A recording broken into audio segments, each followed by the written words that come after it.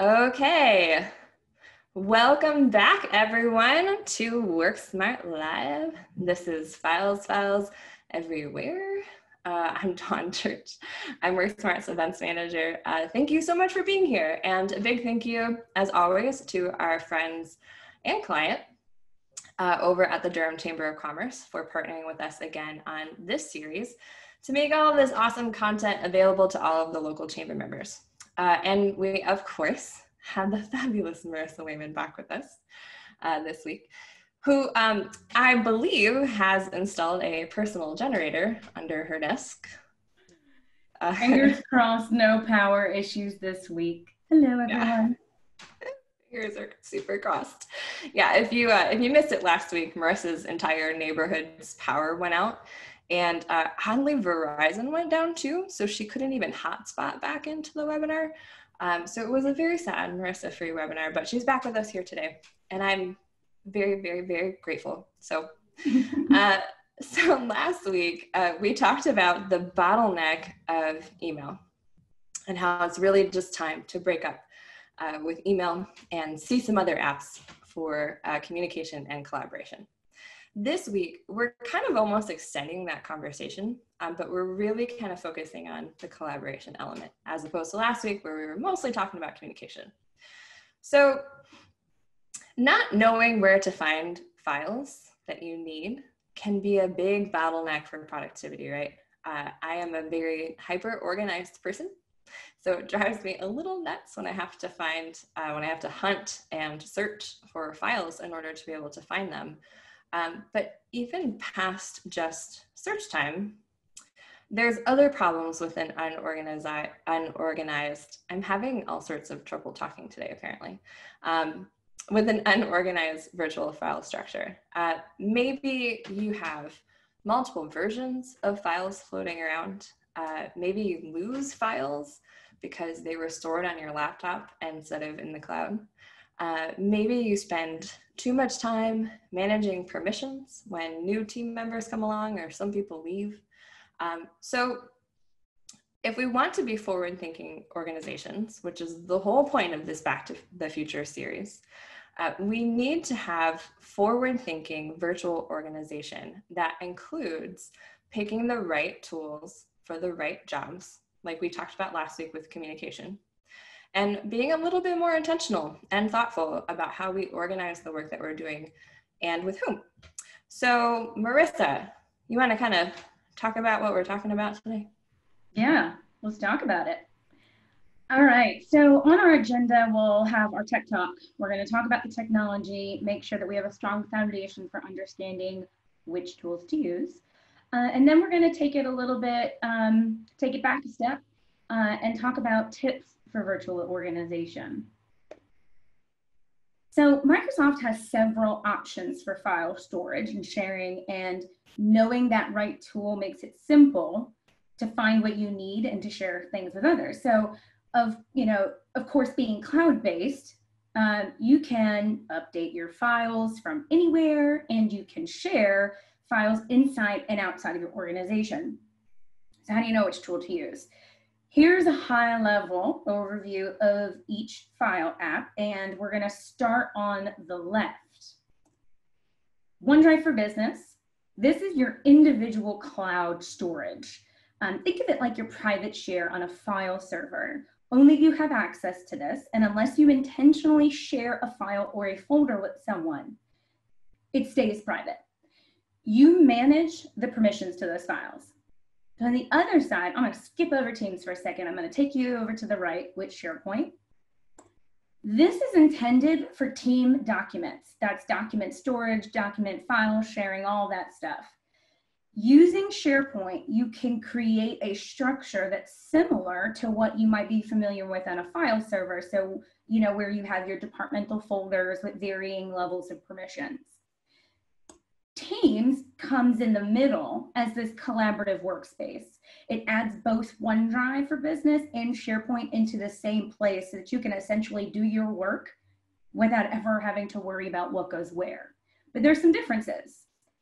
So we're going to talk about them. We've got OneDrive for Business. That's that shareable private space. And before I get into this a little bit more, I want to play a quick game. And that game is, what should you use OneDrive for? We've got 4 options: short-term collaboration files, document drafts, all of your private files. Document drafts. This is a poll on your screen, by the way. Oh, this is an interactive game. Yes. So if you think about like short-term collaboration files, it's just something you're going to go quick back and forth for. Document drafts is like when I start a content outline for an event, and I intend to share it in the future with all of the folks in events and marketing, I save it to my OneDrive first, so that I would save it to my OneDrive first so that I can give you the answer before it's ready for your team to work on. So out of all of these, the answer is all of the above. So those private files that you work on will live in OneDrive forever unless you share them or you move them somewhere else. The message here, this fun little game, the message is OneDrive, use it as your personal drive instead of your computer hard drive or your file share on the server. You should always upload all of your work-related stuff here. We'll talk a little bit more about the things you don't want to save here in a couple of slides, preview to the future. But before we do that, I'd love to take you on kind of like a little demo to show you just exactly what we mean by having this private workspace. Before I do that, I did want to mention, in case you were familiar with before, that Microsoft had a limit for file sharing. They had a file size limit of 15 gigs. That's not great for organizations who work with bigger files like design files, CAD files. So that limit was actually increased. So the file limit size on an upload is now 100 gigs. So it's a even much more powerful tool than it was before. All right, well, I'm going to stop sharing my screen for a second so I can take you guys to my actual desktop. While I do that, Dawn, are there any questions so far about OneDrive? We do not have questions in the feed right now about OneDrive. All right, cool. Then I'm going to take you guys into my actual OneDrive and give you a tour. Oh, these are reminders. All right, so here is the OneDrive in your browser. All right, and so in here, you'll have your files. So you see here, I've created a file structure, and then all my files are neatly organized. I can come up here and I can actually add new folders, or I can create a document right from here to work in. This is actually going to use the Office apps that are included in the Microsoft 365 subscriptions. So it kind of it's this ecosystem and it all works together. The experience in OneDrive, it builds upon your ability to co-author and edit files as a team, or in working on something in real time through those Office apps. So you can also upload right from here. If you're looking for the view of all of the items that have been shared with you, you can go to the share folder on the left and you'll see all of the folders and the files that have been shared with me. What's not here yet, but it might actually be in your Office 365 account and will be in everyone's by the end of, should be September, should be the ability to add a shortcut to a shared folder. So let's say Dawn has shared this folder with me. If I go over here for Marissa, there will be an option right here that says add a shortcut to your OneDrive, so that when I come over here, I can see that folder right in my kind of main view. It's not there for me now, so I can't show it, but it'll essentially be like right in between these two icons. You'll also be able to click here and be able to access it. While I'm here, I did want to mention that if you're used to using Windows Explorer or Windows File Explorer for navigating files, or simply put, accessing the files on your desktop, you can do that by syncing. So if I click this sync button, it's going to prompt OneDrive to open on my desktop. If you haven't run it before, you'll need to install it. But what happens at that point is I get the ability to choose what gets or synchronized to my computer. So here you'll see all of these different folders and files in OneDrive. It shows up here as my OneDrive folder on my in my Windows Explorer. From here, I can see things that right now my event planning folder is detecting some changes, so it's syncing. This little person right here is showing that it's shared with someone else. The cloud basically means it's not taking any, it's just a link to the folder in the cloud. It's not syncing any data. This green check mark is actually to let me know that the files are available. If I were to open the file, it downloads on my computer so that I have access to it in an offline state. If it were a green solid check mark, it means that I've said, please make sure that this folder or file is on my desktop at all times so that if I go offline, I still have access to it. So while you're connected to the internet, you can see that the files are constantly updating. When I'm offline, I'll have access to the most recent document. And then when I go back online, it'll sync up again. Now, if you want to share a document, it's super easy. I'll stay right here in the Windows Explorer. If you right click, there's an option to share. When you do that, it's going to open up this little window. It's the same window you're going to see in the browser experience. It's going to give you some options of who you can share with. You add in your name. You know, if I want to share this with Dawn, I can go ahead and share it with her. The other option is to just create a link, and you can copy the, maybe I'll get out of there. If I copy, we'll try this. People at WorkSmart with the link, apply it. Now, if I hit copy link, it'll work this time. I can copy this and then just send it in a message to somebody, and they'll have permissions to do that. Kind of a neat little feature. Again, like I said, all the shared files are going to be in here. What I also didn't point out is the shared by me. So if you get a nice central pane of everything that's been shared with you. Something that I also find helpful, that while I have this open, I'll go ahead and share with you. If I go into an actual file, and let's say I want to be able to find files that have changed or the changes, I can go into these three dots that I can go down to version history, click on that, and I'll see all of the changes that have been made. Wow, I make a lot of changes to this one particular file. And then I can always click on these dots. These are like the dots to the future in Microsoft 365. If you ever see these, click on them because goodies lurk behind. I guess lurk isn't the right word. Lurk would suggest you don't want the goodies. So they're waiting in anticipation for you to click these dots so that you can get more things like restoring the file or just opening a copy of the file or deleting a version. We said this last week, and I just want to encourage everyone again.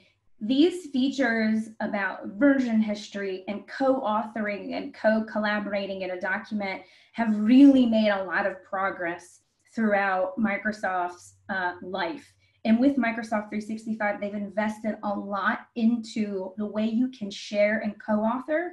And so a lot of these functionalities that may have been a little risky in the past are solid now because the goal is we work different in a modern workplace. So Microsoft's catching up with the times. All right, so I'm gonna stop sharing my screen. Oh wait, before I do, I did wanna show you a couple other things that I think is pretty cool. So if I go into a new email and I wanna share a file, I can actually just go into in Outlook, and I can go open my new message. I go to the attachments. If I wanna attach a file, I can actually, if it's stored in the cloud, I can click on it and I can say share it as a link. So this way I don't have to go to the document and click the share copy link and go to my email and do it there. I can actually craft my message right here and I can share it and it'll appear as a online document. Another thing that if you actually have an attachment that's already open, you can go into here on the message, you can hit upload, and this OneDrive option will actually allow you to store it.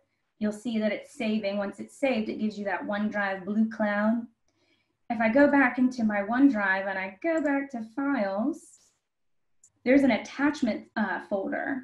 And in that attachments folder will be everything I've actually sent here, in theory. Let's see what happened to that file. We go here, another little lesson. If I open the file and location, now that I've saved it, it'll actually take me to that file in OneDrive. Where did it put it? magic file? Oh, it just dumped it right into the OneDrive. So, ta-da, it's there. All right, I'm going to stop sharing my screen here and take a second to see if there are any questions about what we've talked about so far. So far, we do not have any questions in the queue. So while you are getting your screen reshared, I just want to reiterate, and we're going to kind of get into this a little bit more here in a second, but OneDrive is really your private workplace, your private sandbox. And yes, things can be shared from that when you choose to share them. And we're going to talk a little bit more about this here as we go along. But it's not really the best place for all of your team things, but it is the best place for all of your personal things. And I just gave you a little bit of a preview into the next question. Very true. And it's a good point because if you try to share everything, store everything in OneDrive, you may come into some frustrations. Now, sharing internally and externally, again, we'll talk about that here in a second. But before we move on from this, I want to mention that sharing internally and externally is nearly the same. Sharing outside of the company means that they'll be prompted to confirm their email address, basically the email address you shared it to, and then they'll have to enter a code that is sent to their email. So there's some different authentication for opening a file, whereas if Dawn shares it with me, we work on the same organization within the same Microsoft Office 365 tenant, it knows that I'm safe. There's no additional authentication required. Now, your company or your team controls how you share with different people in the security settings. There's a couple of options. There's the no external sharing allowed, so it prevents any internal users from sharing any content externally. Then there's the authenticated option, which means you are allowed to share with users that you add to Azure Active Directory, which basically means if you've created them as a guest within your Office 365 tenant, then they can access it. There's also an option for only allowing sharing for people with your Microsoft 365 tenant or other Microsoft 365 tenants. So basically, if they have a work account with Office 365 or Microsoft 365, it means that you trust them. The other option is anonymous sharing, which basically means that your company can share with whomever they want. Now, I mentioned something about guest access, so I want to kind of touch on that. Guest access is basically allowing someone into your Microsoft 365 tenant on a limited scale. It's someone who isn't an employee, or if you're an education, a school, that if they're a student, basically if they're not a member of your organization, they can get limited access, and that's by design. There's no license required, but the idea is that we're restricting and really tightening control over who has access to what data. So if you're regularly working with someone, let's say it's a external vendor or it's a client, you can allow them access to use some of these tools. And Dawn mentioned something important. What should you not use OneDrive for? There should be. I'm just launching the second. All right, so we're playing game number 2. I kind of already gave this away, just maybe a little bit. What should you not use OneDrive for? There's a couple of different options on your screen. You can take a second to make your guesses, and then we'll tell you what the right answer is. I feel like tests in college should have been this easy.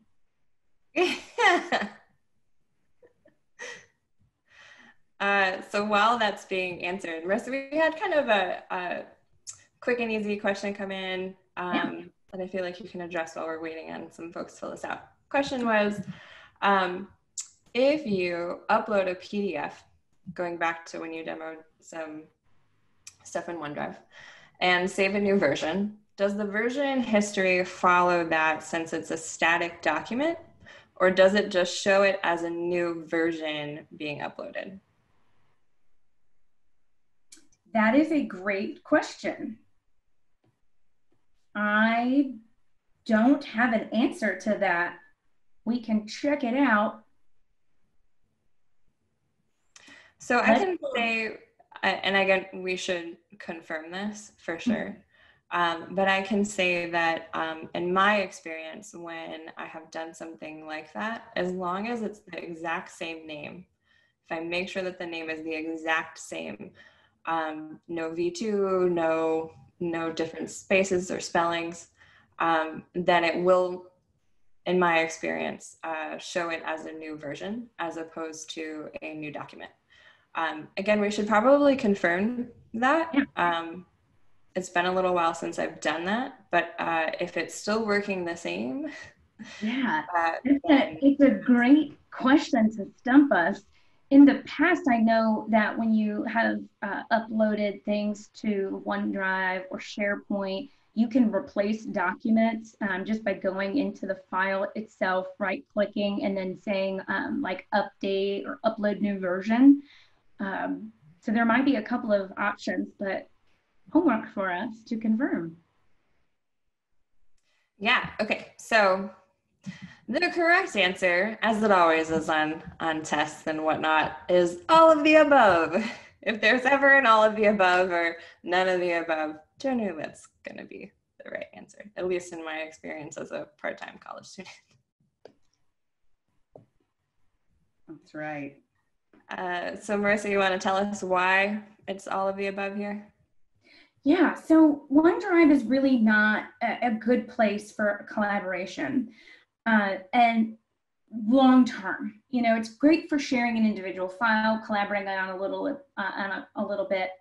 But if you have a document that you need for a department and somebody leaves the organization, they had the permissions to control who shared what. And so when you are, let's say someone leaves the company. Here's a perfect example.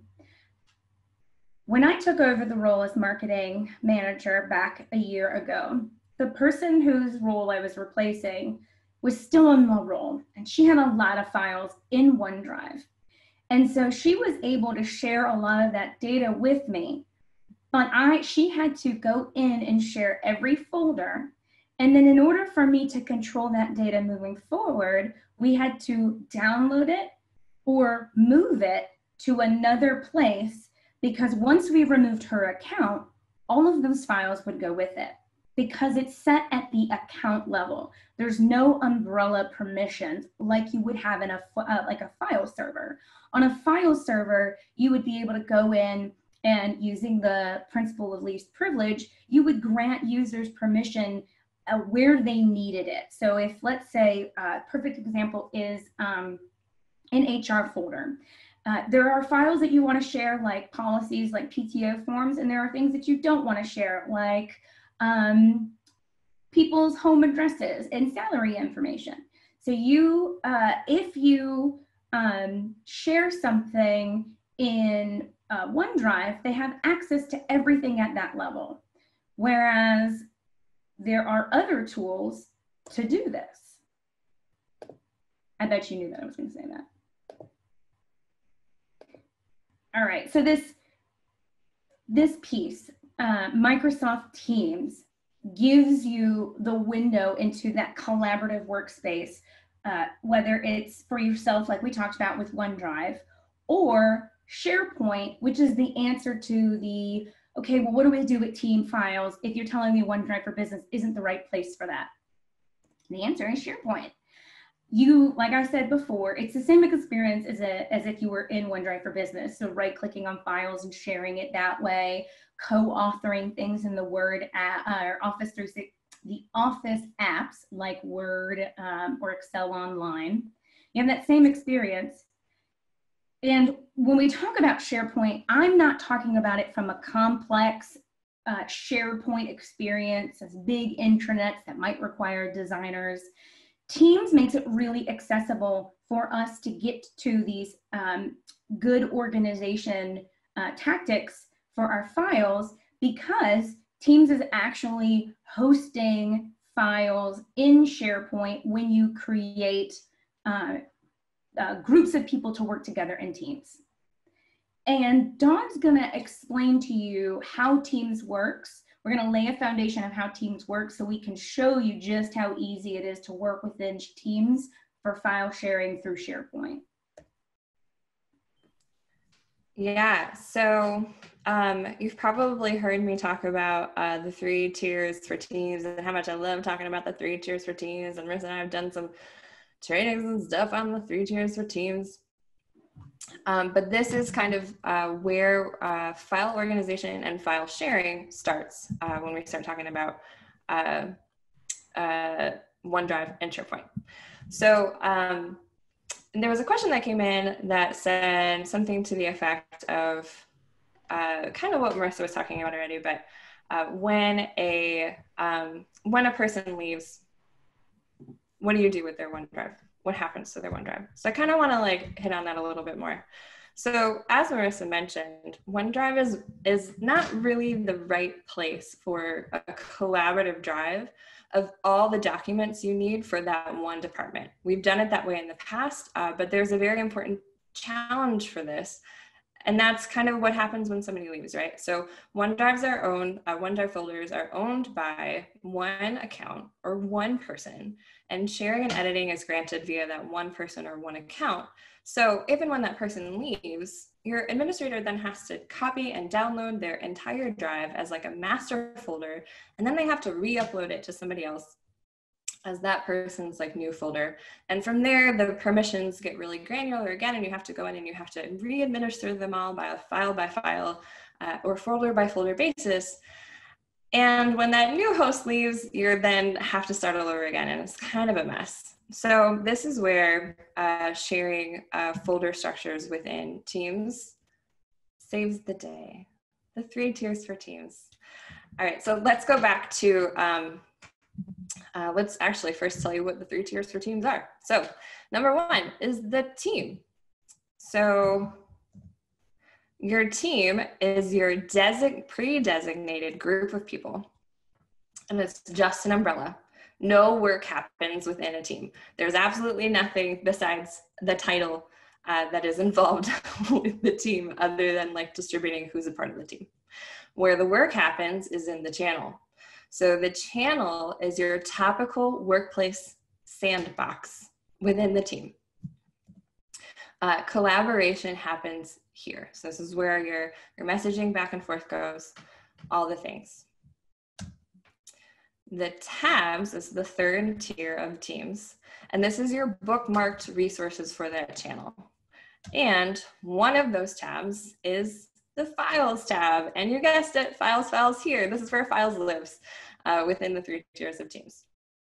So if somebody's part of a team, they have access to all of the channels and all of the tabs, and subsequently all of the files that are within the team. So let's go back to kind of our HR example and somebody leaving the company. So let's say you have a department head who's leaving. And if that person was the host for their department's files within OneDrive, which they probably were, right? Because they're the department head. Then we know that when they leave and it was all stored in OneDrive, that leaves a little bit of a mess. But let's say they're using Teams, channel, and file tabs for organizing their department shared file structure instead. As Marissa mentioned, fun fact, this is actually hosted by SharePoint. When you create a channel, it automatically creates a folder in SharePoint that's named the Teams channel name, which is kind of cool. So this is sort of the easy peasy way to think about this. If a person is a member of a team, they automatically have access to all of the channels in the team. And if they have access to all the channels, they have access to all of the files. And when they are not a part of that team anymore, they don't have access to those things automatically anymore. So, and again, the flip side is when you bring a new person onto the team, you no longer have to go out and redistribute access and permission to all of these different files at a granular level. So having your files stored and accessed in the 3 tiers of teams instead of in a OneDrive saves you a lot of time. It also makes it a lot easier to find. So, and again, as Marissa mentioned, you don't really want everyone to have access to all the things, right? So let's kind of break teams down into like a hierarchical all company view. So because not everyone needs access to everything or should have access to everything, you don't really want to store all of your editing files in the same place with all of your published files. So when you adopt teams for your company, you automatically get an all company-wide team with a general file or a general channel.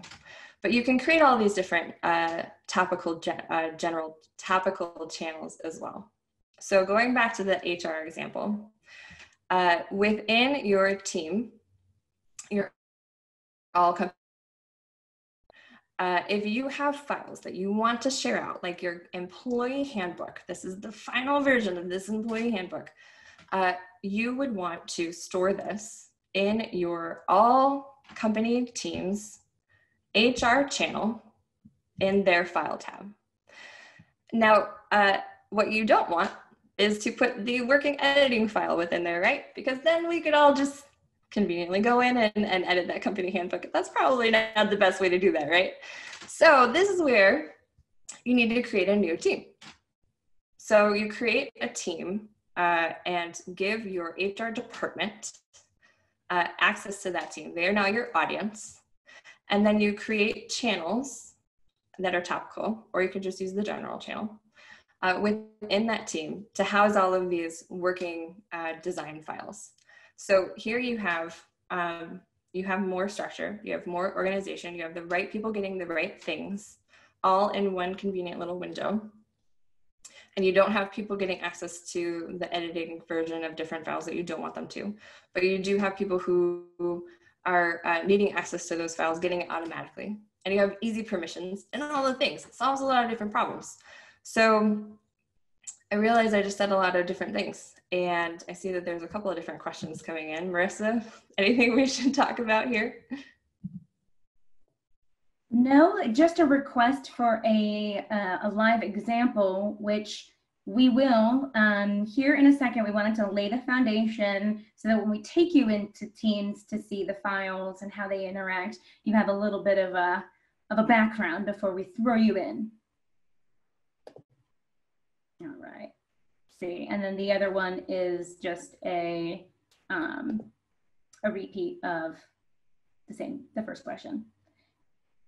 All right, so before we take you into the Teams demo, there's another part of Teams that's important to be aware of, and it's this private conversations.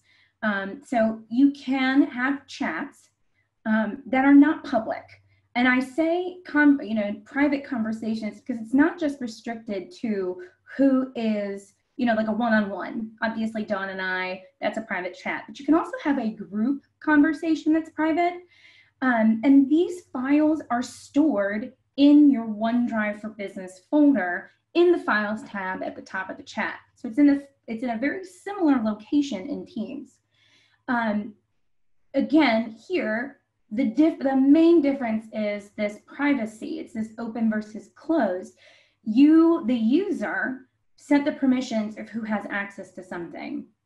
So to echo Dawn's point, this is not ideal for storage. It's more appropriate for like bursts of sharing. But of course, take it all with a grain of salt because whatever works best for your organization, you will discover as you get into using Teams more. And also, don't forget, we have an upcoming training on using Teams. We will dive way more deep into different aspects of Teams. So head to the Event Center and register for that. Now I'm going to show this to you in kind of a little neat map way to kind of summarize what we've talked about so far about where files live within teams. We've got our channel on the left. This is, again, those are the intended teams sharing points or workspaces, and that's powered by SharePoint. So when you create a channel, you get a bucket folder for that channel. So in the WorkSmart All team, we've created a marketing channel. In that marketing channel, I will be able, within that folder, I will be able to create subfolders so that I can make sure everything is organized. If I attach a file into a post to share, it will end up in the bucket folder. And then I can manually move it to a subfolder. But if I upload directly to the Files tab, it's gonna go into the folder I intended to. Now on the opposite side, that chat or that private conversation, whether it's one-on-one or group, in the Files tab, there's not a lot of functionality here. Surprise! If you attach a file, regardless of where you put it, in that chat, it's going to go into the bucket for that chat. There's no folder options. You can't create subfolders, making it another reason why you wouldn't want to do long-term collaboration and file storage in something you can't organize. But if you do want to get to a place in your OneDrive where you can see all of this, there is a Microsoft Teams chat file folder that you can see. And now the moment you've all been waiting for, the demo. Let's see, let me get you to my teams. Dawn, while I'm switching, are there any questions or anything you want to emphasize before we show it off? So we did have one question come in from a little while back. So can you speak a little bit about the difference between a personal OneDrive and a company OneDrive? Absolutely. So personal OneDrive uses the OneDrive technology. OneDrive for Business is built a little bit different. They look the same, but the functionality is different based on how they integrate with the rest of Microsoft 365. So if you have a personal OneDrive and you're familiar with what that looks like, you'll get a similar experience, except more functionality in the OneDrive for Business app. They don't work together either. So if you download if you go into OneDrive, the OneDrive website, you log in, you won't see the same stuff as you would, or you won't even have access to it. You have to log into OneDrive for Business. They are two separate things. All right, let me now review Teams or my family and then Teams. My kids aren't that little anymore, so it's a nice reminder that they were once that little. All right, so here's Teams. So here you'll see this is my chat section. I'm in my chat with Dawn. Now, if I go into the Files section, you can see all of the files are dumped here. There's nothing at the top that says create folders or anything like that. It's all based on the actual file. So whether I do something here or in the chat piece, it'll come here. Now, if I go over into my team, so I'm in the left navigation now, in this little guy called Teams, you'll see all of the teams here. Now, if I open this, you'll see all of the channels. If I click on this WorkSmart All, it doesn't actually go anywhere. You'll see here too. So if I click on WorkSmart Team, it doesn't go anywhere because it's that umbrella. The general is that general channel that gets created with every team. And then you can see we've added an events channel as well for all things event-related marketing. So if I go into the Files tab here, see it looks very similar to the chat, but ta-da! Well, that was the most anticlimactic ta-da. Thank you, Internet. Ta-da, it's loading. It's here. Now that we're here, you'll see this bar up here that makes much more functionality present. You get your folders. You can see these are just the files that have been uploaded to the conversation or the posts section of Teams. And so they've just been kind of dumped here. Now I can manually move them, or I can actually just upload. As you can see, I can just upload directly here. I can pick the folder and pick where I want it to go. Just as we showed you with OneDrive, you can sync folders from the Teams side of things. So from SharePoint, you can take these and sync them to your desktop. It looks something similar. It'll look like this. You'll have different, it's not in your OneDrive section. It'll be under the WorkSmart Inc. section, or your company, your tenant section. And you'll see all of these. And the same thing right here. Again, this is that same experience, driving that consistency, easy to use and easy to find. You don't have to learn one set of language to use OneDrive for business and one set of language for SharePoint/Teams. Let's see. Another place that I'd like to show you about for files is in the left navigation pane. Again, if you click Files, you'll be able to see all of the recent files, all of your Microsoft Teams files that have been shared here, anything you've downloaded.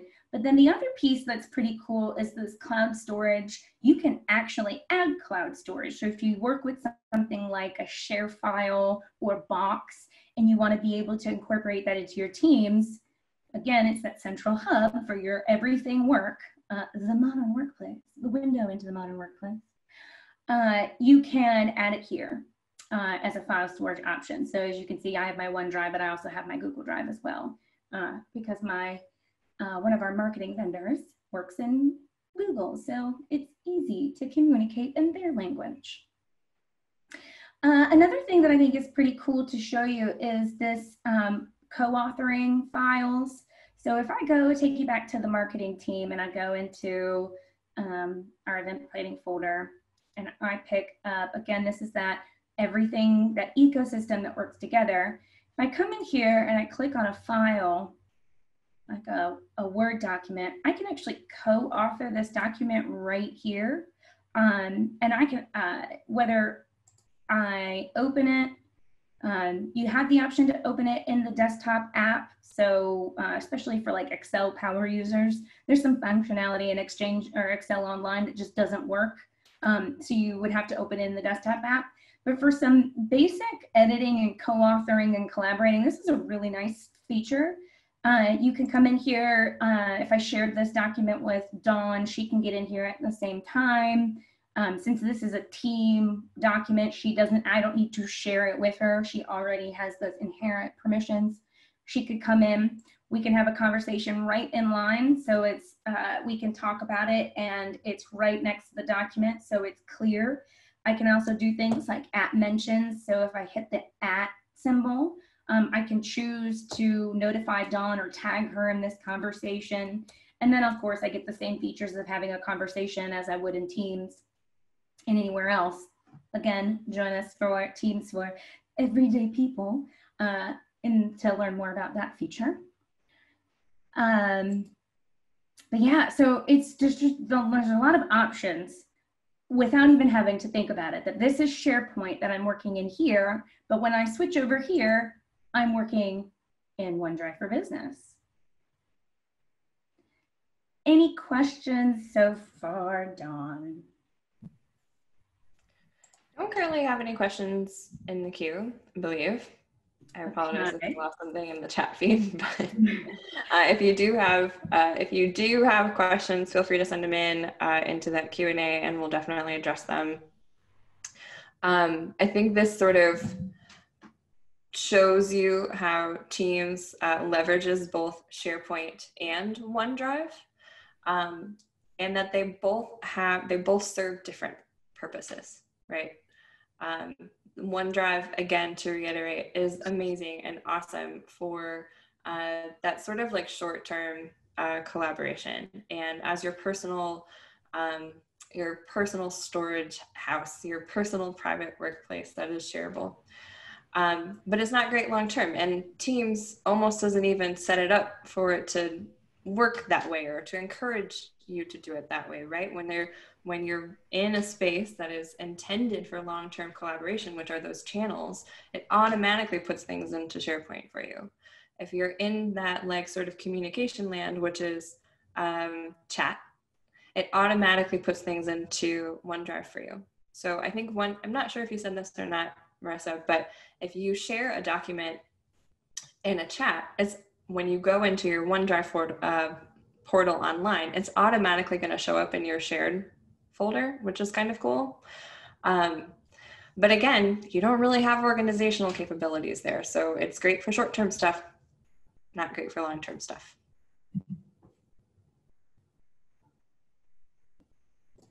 I had myself muted for a second. Glad I caught it. Otherwise, I would have carried on without anyone hearing me. All right, so using Microsoft 365 for all aspects of for content collaboration helps you keep that consistent experience. You can share internally and externally. You can, something we didn't talk about here, but is certainly valuable, is this automation with flow. So one action triggers another to help automate how you do work to do work better. So that is through Microsoft Flow. And there's a lot of templates that are already created so that you don't have to actually know how to build those types of triggers and actions. So it could be something as simple as save your email attachments all the time to a specific folder in OneDrive. Then there's also the security, the compliance, and the management aspect of Microsoft 365 that we all love because of how rich it is in Microsoft's infrastructure with the capabilities. And specifically when I talk about security, I like to mention this piece about adding more control over your data. It's an important point to remember as we move data out of our office environments and into the cloud. It's important to remember how we are controlling access to that data. We don't want to forget that keeping a tight control over that is important for our cybersecurity posture. So when you're collaborating outside of the organization, you can use tools like Azure Information Protection to label sensitive data so that can prompt additional security measures to protect without hindering flexibility. So for example, you can choose to allow someone to have access to the content for only 7 days, or you can mark content by adding watermarks and headers if you need to. The other thing that you can do when you so when you access files on the go, you want to be able to control that data across mobile devices. So enabling mobile application management through something like Intune will allow you to increase control over how people can use the OneDrive for Business app, the SharePoint, the Teams app, all of that. It means you can block actions like downloading files or taking screenshots of files in the apps. So this really helps solve the problem. If you've ever tried to roll out mobile device management, mobile application management solves the problem of users not wanting companies to manage their mobile devices entirely. So again, that idea of controlling your data as it increases the number of devices that access that data. So that's the tech talk. I'm gonna go real quickly through these tips for virtual organization because they mostly speak for themselves. Number one, don't store anything on your desktop. Seriously. If you had seen my desktop prior to this conversation, Dawn can attest to this. Practice what I preach, not as I do. Don't store it on your desktop. Nobody can access those files, and then plus the risks of losing the files aren't great, is large. Don't do it. Also, don't rely on your downloads folder, which is also something I tend to do a lot, and I have to remember, and it's building this muscle. If I download something there, don't keep it there. Delete it or move it based on if you need to access it in the future. Build a structure based on the way you work. So if you work primarily as departments, great way to structure it. But if you work primarily on client accounts, by client, that's probably a better way for you to do it. So kind of think about it as defining the top level folders based on projects or clients, departments, and then think about, then from there, think about how you would go to look for files. Is it a draft? Is it a final copy? Do you want to be able to separate those? If you work in format type a lot. So Dawn and I work a lot of working on a file in something like a Word document, then also we save document or images by the format that they are. So if you want to have a PDF folder versus a JPEG folder, always having a consistent naming structure will ensure that you can find things easy.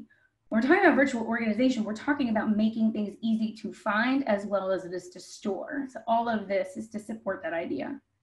Documenting your standards means that you're communicating that consistent expectation. Always helpful. Updating it regularly. So this isn't a set it and forget it type of a thing. It's important for us to evaluate what is working, what isn't working, and make sure we're constantly updating it. But then there's also update your files and folders regularly. Go in and see if something needs to be archived so that you're keeping everything fresh. And of course, back it up. Microsoft 365 does not have an inherent backup solution. Their position is, it is the organization's responsibility to protect your data. They worry about protecting their infrastructure from making any boo-boos that hurt your data. You are responsible for anything like accidental file deletion, malicious intentional deletion, ransomware. Those are all your responsibilities. So a third-party backup is critical in making sure that all of these pieces are connected. And it's also critical to remember that not all backup solutions are created equal. Some will only back up Exchange Online or OneDrive for Business, while there are other components of Office 365 like Planner and Office 365 groups that don't get backed up in those. So remember that. This is the point where I say, Dawn, do we have any more questions? Your face was just the best there for a second. That was Marissa's boom face. Dead. I got it. Yeah, there's a couple questions that came in. So the first one was, what is the best way to search for a document? And I will acknowledge or say something about that, and then Marissa, I'm sure, has things to add. But from my perspective, the best way to search for a document is actually to build this structure that we're talking about. So make the right organizational structure so it's easy for you and your team to find this information. Making sure that stuff is stored in the right place, where the right people have access to those things.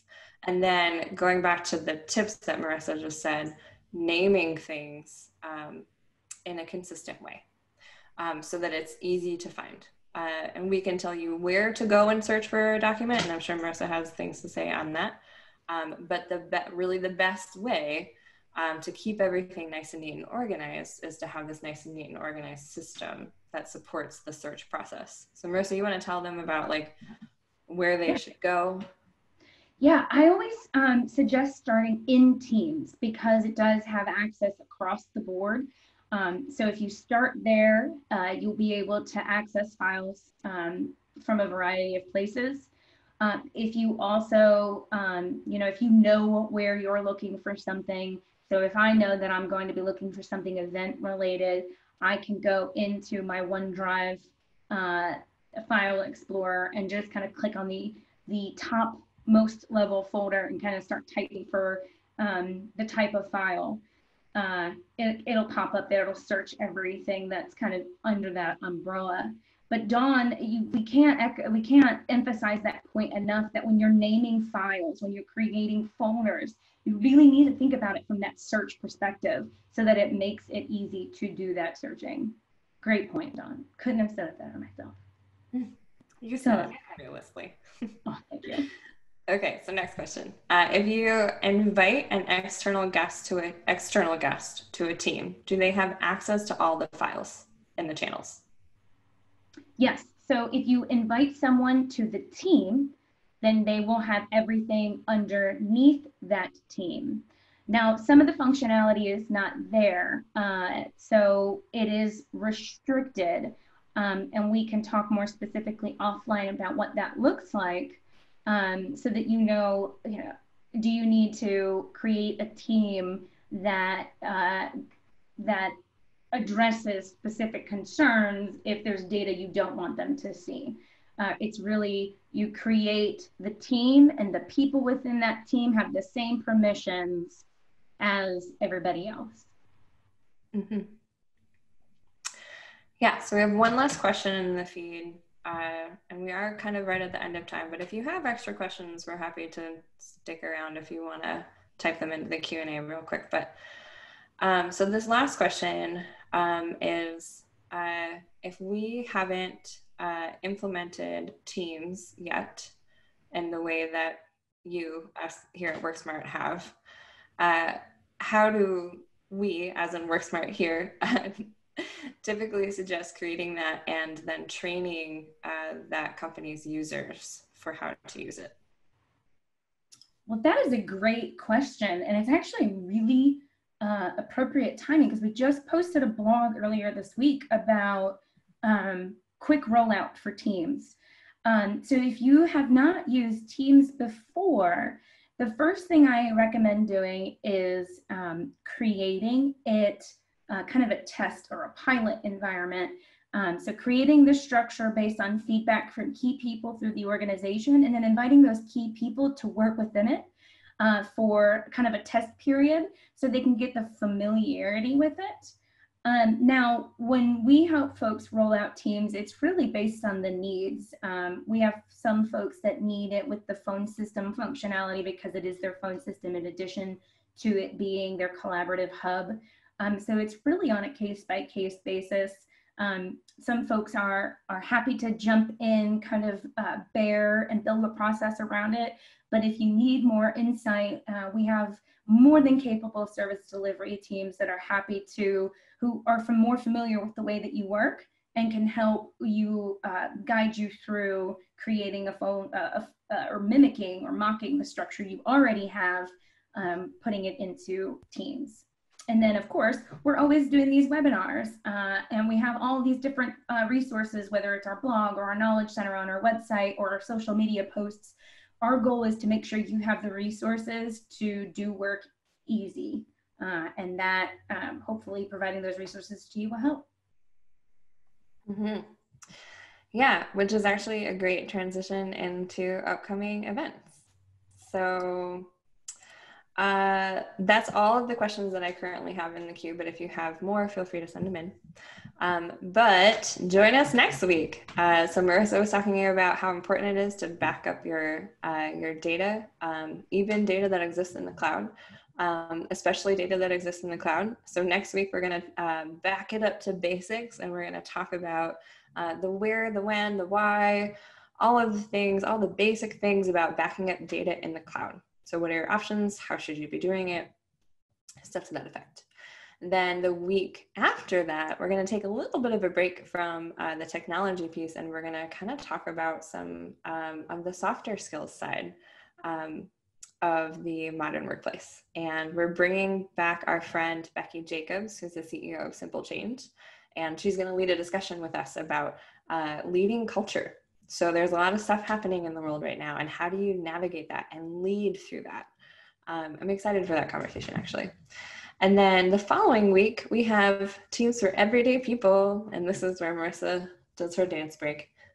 And it's just part one of our Microsoft Teams training. We're going to start with some stuff on meetings and video calls, and then if you join us again the following week, we're going to break stuff down a little bit more into the nitty-gritty of to-dos and tasks. Again, the 3 tiers for Teams. You'll get a little bit more of an overview and a demo of those 3 tiers again, and all of the things that are possible, especially with tabs. There's a lot of things that you can do with tabs. And then we're going to shift gears and talk about cybersecurity. We're actually going to do a security training for your users that we're very excited about. And then we got a couple other things, and then that's the end of the series. It's kind of crazy. I think we might be almost halfway through. Maybe not. I'm still adjusting to the fact that it's almost, or it is August. Is it August? It's August. It's August, Okay. right? I know. Oh man. Yeah, time is just weird right now. Cool. Alrighty. Well, thank you all so much for joining us. Tomorrow you will get a recording of this. You're also going to get a little printout that you can kind of distribute amongst your team members.